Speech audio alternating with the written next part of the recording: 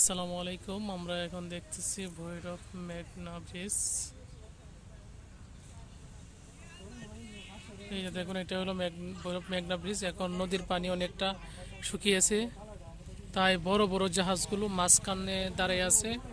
তারা ওইখান থেকে বালু, তারপরে সরকি, ইট, তারপরে কয়লা ওইখান থেকে লোড দিচ্ছে। সার মাঝখানে বড় বড় কার্গোগুলো দাঁড়িয়ে আছে। এই যে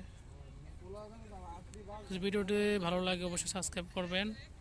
আমি দেখাচ্ছি ভৈরব মেঘনা নদীর বর্তমান অবস্থা। পানি, অনেক পানি আছে এখনো, কিন্তু বড় বড় জাহাজগুলো কাছে আসতে পারতেছে না, অনেক লোড। তাই ওই যে ওটা হলো আশুগঞ্জ শহর। ভালো লাগলে অবশ্যই সাবস্ক্রাইব করবেন, অবশ্যই সাবস্ক্রাইব করে পাশে থাকবেন। আসসালামু আলাইকুম।